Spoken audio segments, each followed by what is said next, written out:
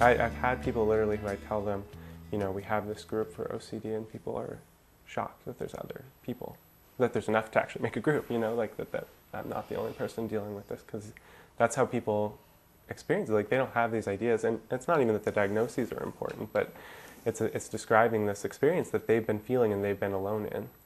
And I have people come in literally and say, I'm coming in because I want to know if I'm crazy. And can you tell me, am I crazy? Do I sound crazy? Like, is this stuff I'm talking to you about crazy? And I'll tell people, like, that's not how I think about things, first of all. I'm not labeling people into crazy and not crazy.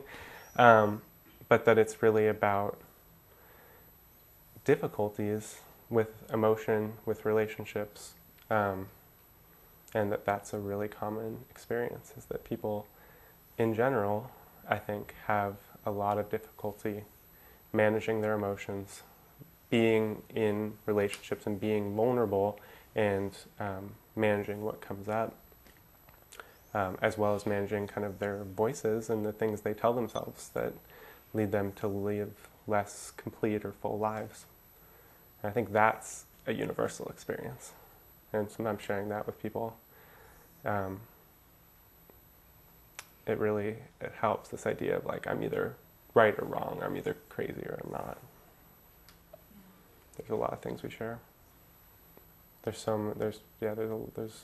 lot of people who deal with these issues, even the more severe ones.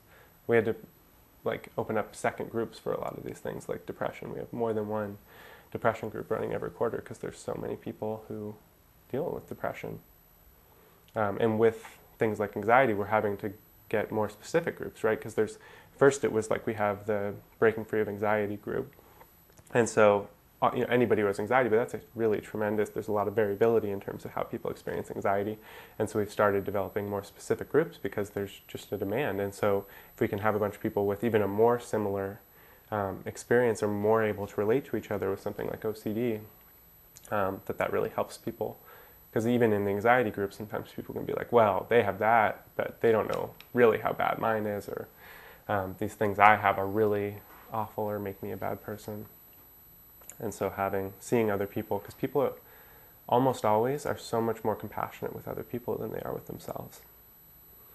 And so I think that's another piece about this being in the group, is that somebody might have this idea of, you know, I deal with these issues and that makes me bad, and it means that I'm crazy.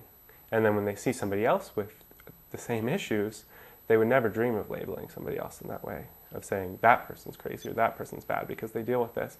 And so they feel compassion for the person, they want the best for them, they are supportive of them, and then there's this awareness of, like, oh, that has to apply to me too. You know, if this person can be depressed and still be a really nice person who I want to support, can I offer that same thing to myself? And so it's kind of eye-opening for people of just how hard they are on themselves, and helps them to step into this place of being more compassionate with themselves.